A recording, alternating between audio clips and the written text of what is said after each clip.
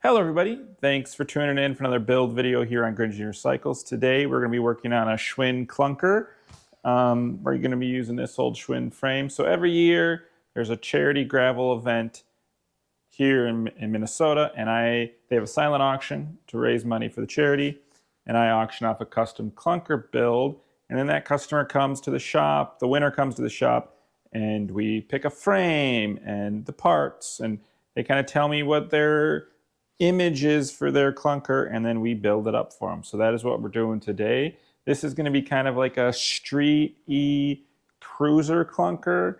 So first off, we're going to need a bottom bracket adapter. And I've switched to using these Black Ops ones for the main reason that they have 4 bolts. And I just find that they are more secure than the 3-bolt Truvatives, and it's easier to get everything kind of pressed together properly with the 4 bolts. And then they wanted a black crank set, so we're going to be using this black LX. We are going to be changing out the chainring bolts to either black or red. And then we're going to be using this stem, this chrome mountain bike fork, and they want fenders, so we're going to polish up either this fender or a different fender, but we're going to do a front and rear fender. And then down here we have the wheels, just kind of standard QBP entry-level wheels, because they're just going to be kind of cruising around town. And then the Ritchie Speed Max, which I think is like a really good kind of hybrid 26-inch tire. So that's the plan. So we're going to start by, and we're going to be using the old handlebar, but we'll be doing new grips, and we'll be running a front brake, so we'll have 1 brake lever. So we're going to start by taking the old fork out and the old stem and headset out, getting the bottom bracket adapter pressed in, get that rear wheel mounted, put the new fork in, get the fork situation set up, and then already got a seat post here. He's a tall gentleman, so pulled out a longer seat post for him. And yeah, so let's get cracking. We're going to start with the headset. Getting all this apart, we are going to reuse these bars, so I'm going to have to get them off and polish them up because they got some surface rust. This is FG. We'll have to look up the serial number to figure out what year this Schwinn is. Oh, that is in there, and it's rusty. Okay, so it is nice and tight. We're going to put the front wheel on so I can get a little leverage. I get a different wheel. There's slots. There's slots, and the quick release front wheel is too big in diameter to slide up. So we'll go find a different wheel that we can get in here so we can use it for leverage. Okay, I found an old beater front wheel.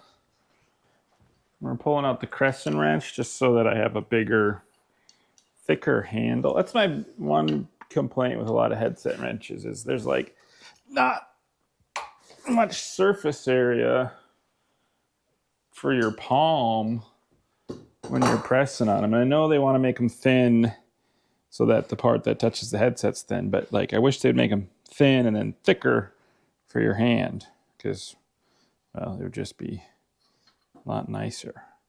We're going to run this OG headset.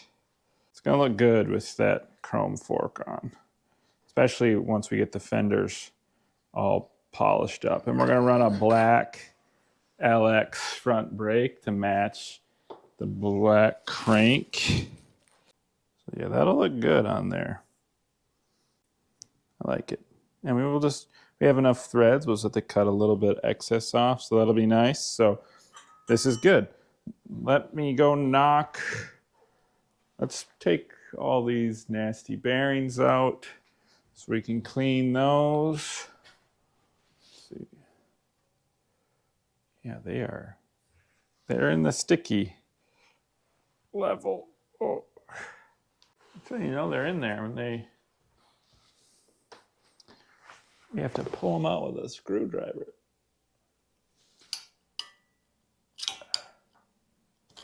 There we go. Yeah, so we'll get those. They don't look bad. They just need to be. We'll spray them and see, but I bet they're just old and sticky. Most of the time these bikes were not ridden that much. We just got some white lightning to the rescue.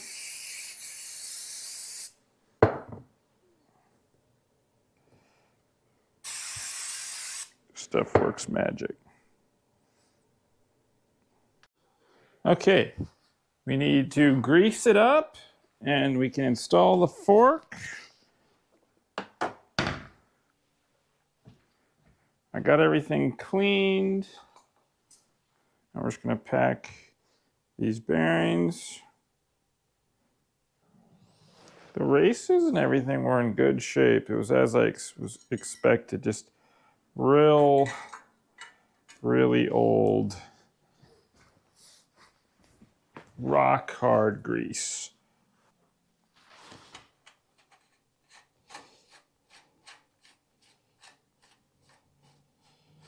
So we're using the same headset.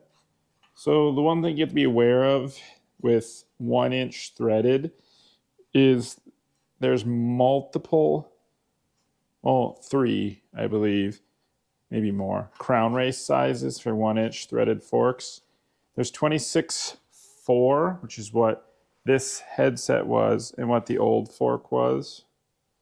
There's 27.0, which is what this new fork is. And then some Campy uses a slightly different 1-inch threaded. I think the threads are different. I think it's still, so the crown race is the same, but you may need a different headset, I think is how it works. The fork looks good. Yeah. We can put the stem in. We got to tighten this quick. Then we can put the stem in. We can put the front wheel on. You can really start to see it take shape. Remove these. Okay, dokie. Cut it to the perfect length.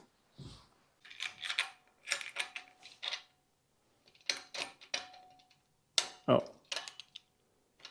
There's also different inner diameters of 1 inch.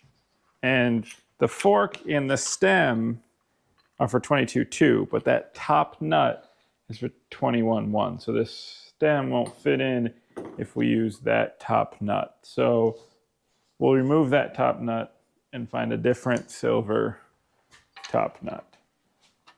The reason I didn't want to put a whole new headset in is because Schwinn's use a different cup size, head tube cup size, and so you can't just use a normal 1-inch threaded headset. It has to be one meant for Schwinn because the cup sizes are also different. So just gonna get a different top nut, thread it on, and we'll be able to put our stem in. Okay, I found a new top headset nut that is 22.2. We did have to add 2 more spacers just because the nut is a little bit shallower than the old one. What's been going on with this spacer? Oh. This one has a little burr on it, so I need to file that off quick so everything sits flush. Yeah, I don't know if you can see it, but right there's a little burr. So let me find the file, get rid of those burrs so that the spacer will sit flush. So this must have came off a fairly nice headset. It's got a rubber gasket to make sure no dust gets down there. So I think we're probably going to want it like that high. It's a very long quill, so it's nice we can get it more upright for the gentleman. As I mentioned, he's probably 6'3", so I just want to make sure the bike is comfortable for him. Okay. So there we are, front wheel. Now we'll put the back wheel on. I did remove one spacer from the wheel when it came, just so I don't have to spread the frame as far. So she spread a little bit, but not bad. Oh, plenty of room. These are just 2-inch. So this frame would easily take 2.4s probably, but it looks good. It looks real good. I'm happy.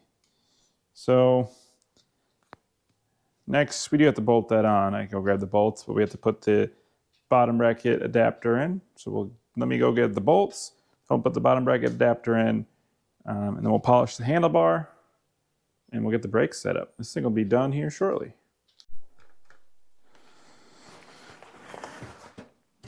While we're at it, we're also going to put, oh, wrong side. We're going to put the cog on. So we're going to be using an 18 tooth. So you need the 3-tooth variety. So spacer goes on first, then your cog, and then your lock ring. Camera decided to turn off there for a bit, but I have it mostly on, and then you can take the pick or the screwdriver, like put it in the little cutout, and you can use it to pry it over. But so now we have our 18-tooth cog. We got our axle nuts.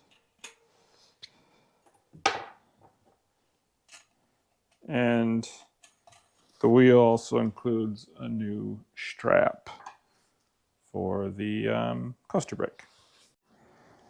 Okay, now we are going to install the Black Ops bottom bracket adapter. I have used the Truvative one in the past, but I do think I like the Black Ops one more, and I'll tell you why. First off, probably the biggest selling point is they're marked right and left. So you don't have to have a bottom bracket out to check the threads or eye up the threads. It's just on there, right or left. Secondly, they're 4-bolt. I believe the Truvatives are 3-bolt, so this is going to hold a little bit tighter. Now, one side is threaded, the left side, and the right side is not threaded. So we're going to use the bottom bracket press to press one of these in first. If we press in the one with the threads in first, then we can thread the bolts in on the threadless side to pull the threadless side in. I think that'll be easiest, so that's what we're going to do. So we're going to press the left cup in first.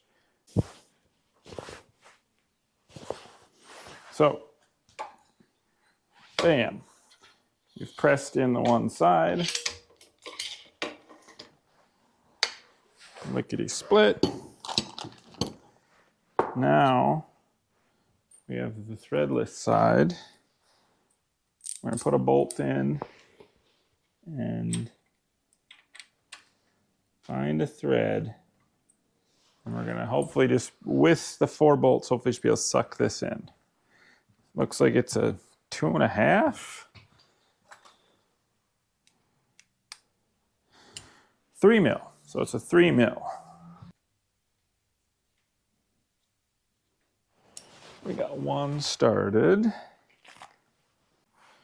Just get all 4 started, and then we'll kind of do like lug nuts, and we'll tighten a few individually. Tighten, kind of go in a pattern as we tighten them. We don't want to tighten one too much because we don't want to pull the cup in at a weird angle and have it bind. So I just kind of,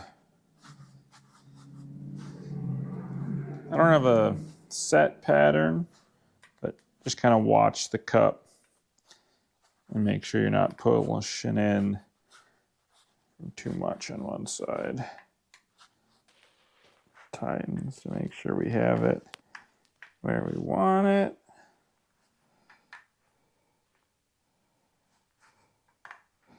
You don't want this coming loose. So it's easy to put it in. I know one of my previous clunkers where the stays were welded into the bottom bracket cup, there was a big blob, and I had to take the grinder in to grind it so that the bolts could get through. There was no way to like offset the bolts. That is where it can be difficult, is if the shell isn't completely open the way you need it to be. Okay, I've done some parts digging. I found black chainring bolts and swapped those in. And then I found some new old stock walled fenders with all the brackets and the screws. Now the front fender is meant to screw into the bottom of the fork like the old one. So I took the coaster brake strap that came with the hub and made an L bracket because I used the old coaster brake strap that was already bent around the frame for the bike. So just modified the new strap to be my L bracket on the fender to keep our fender where it needs to be. So I made that. We'll just get a bolt for that. And I dug out a pair of black LX brakes. So we're good there. We got the handlebar. We need to get these grips off.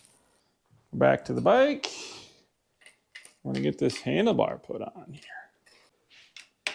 Probably not. I also realized that we needed a cable holder. So I swapped out a spacer for the cable holder for the front canty we're installing. I always like to run a front brake on these. Without the front brake, if your chain breaks, you don't have brakes. And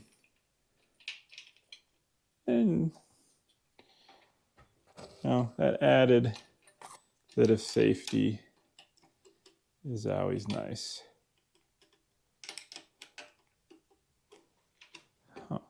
Did everybody catch what happened? So I was making the assumption that this is a 22.2 stem. I made the assumption that that Schwinn bar would be 22.2 because it came off a cheap old Schwinn, but it was 25.4. That means this Schwinn's probably newer than I expected to have a 25.4, but you know, we're a bike shop with thousands of vintage bike parts. So I just picked up a Schwinn High Sierra this morning that I won on auction. So we're gonna run this cool SR bar and the die comp brake lever. So problem averted.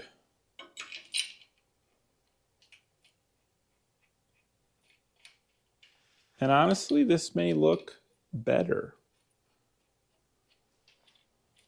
And it'll still be very cruisy like the customer wanted. So it's a win-win. I did get the nice brake. This High Sierra was for sure a garage queen. So I did get the nice grips off. So I'll be putting those up on the website and with the rest of the High Sierra. It was stock except for the rear derailleur and potentially the saddle. I'm not sure. It came with a Viscount saddle, which could be correct, but I always thought they came with an Avocet, but who knows? I'll have to look up. That was the brake that was on there, so that's easy. While we're at the front of the bike, we might as well install the canties. I figured the chrome and the black would be a good look. We have the black top of the stem, the black brakes, the black cranks mixed with the rest of the chrome. I thought was a good look. So I want to put the fender on next because we're going to need to build a canty straddle cable that is going to go over the fender. So before we can cable up the brake, we're going to have to put the fender in place so that we can kind of see how everything works with the fender. This will be here. And then we'll make sure our straddle cable is long enough to clear the fender. And we won't have any issues. But we're just going to put this on first so that we get everything in the right spot. Okay, the first thing we need to do then is to install the little L bracket that I made.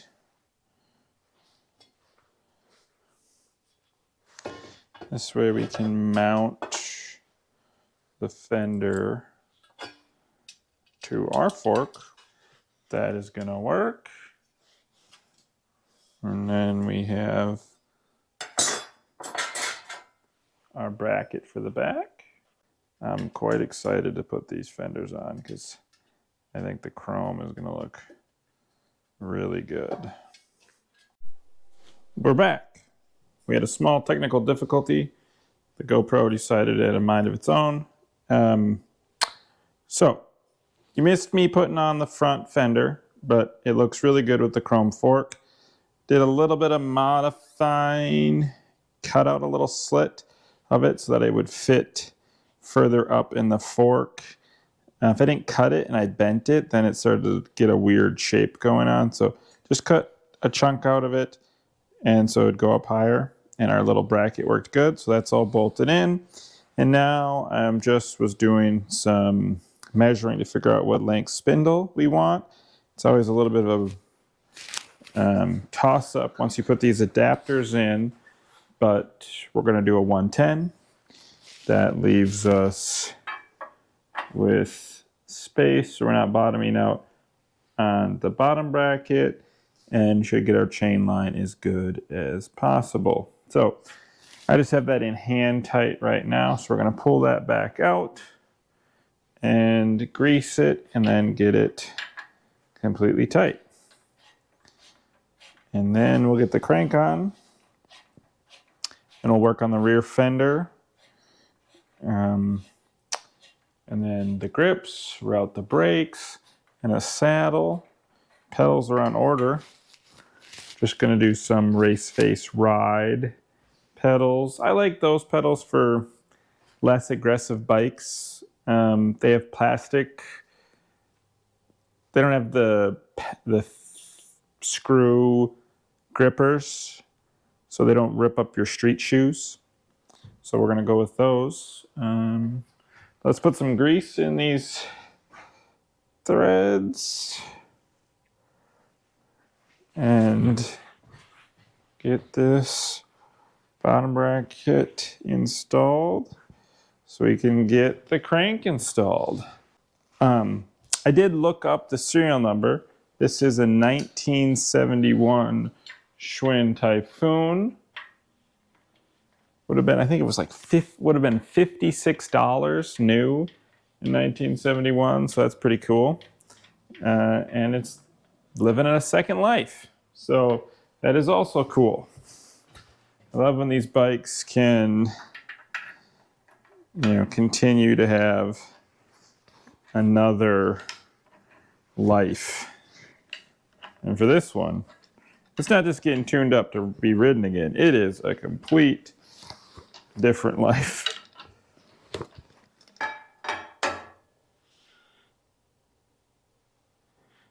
Looks pretty damn good, doesn't it?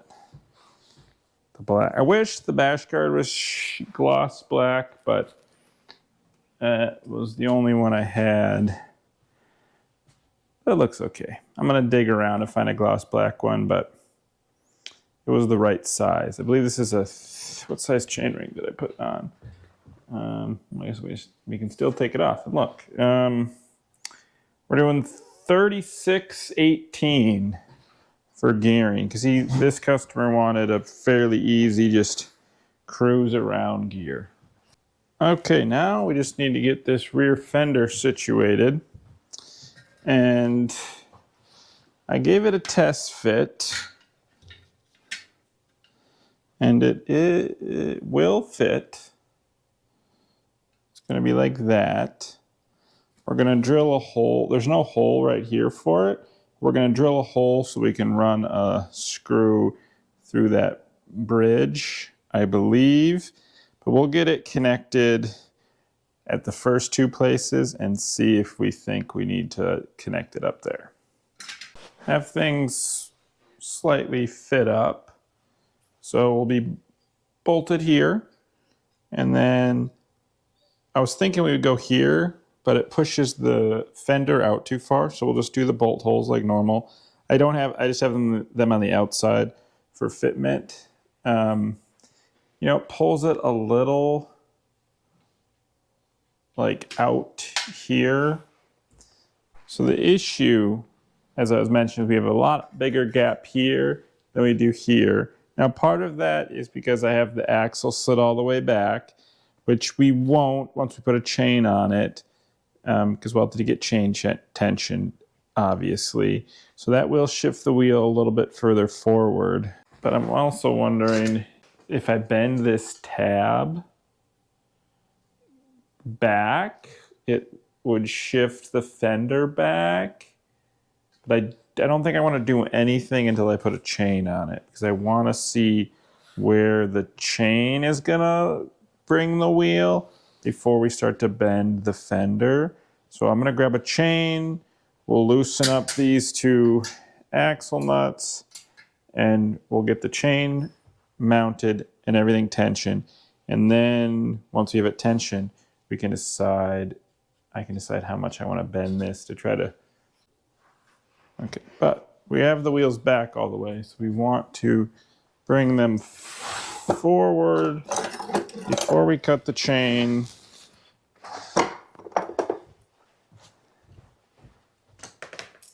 So we can tension it. So I start with them all the way on the dropout. Then I'll cut and make the chain, and then we still have a pretty good chunk to slide back. But that way we're for sure like fully in the dropout when we have the correct chain tension. Yeah. The wheel didn't go nearly as far back, but we still have our big fender issue. I think we're going to leave it for now, put the bike on the ground, and see how it looks sitting on the ground. If it looks like it needs to be fixed, I don't want to start bending it and then it get worse or the tab on the bottom break. So that's how we're going to start. Been fiddling with the fender for a bit, and we are going to attach it here, because if I don't attach it there, whenever you take the tire off to change it flat, saying we're going through the axles, the fender's going to flop all over the place, and you're going to chance bending and breaking the tab down here that it's mounted to. So we're not going to be able to drill through here, and obviously trying to drill through here is going to be difficult. So I've marked where I need to drill. We're going to take the fender off. We're going to get a hole drilled, and we'll get this remounted. And then the fender will be secure. Hole is drilled. Now we're just trying to track down. Now I tracked down the right length bolt and a lock nut. That was a little bit of a chore. Don't want it to be too long, because I don't want it to rub the tire. But I can't be too short, because it has to have enough threads to hold the nut.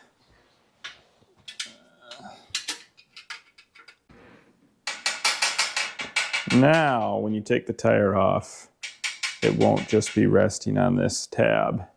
It'll be bolted to the frame, and it'll probably just rattle less. Now, pretty perfect axle nuts. They're Raleigh probably, or I don't know.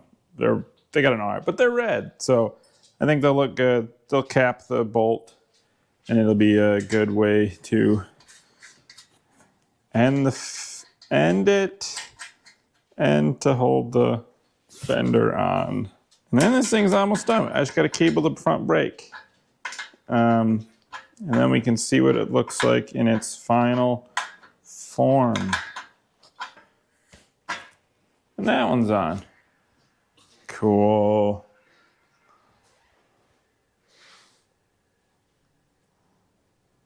I'm really liking how it's turning out. Front brake cable, grips on, saddle. Still got to figure that out. Actually, I think I know what I'm going to put on there. The saddle off the High Sierra that had that bar came from. It'll be the right vintage looking. So let me go pull that saddle.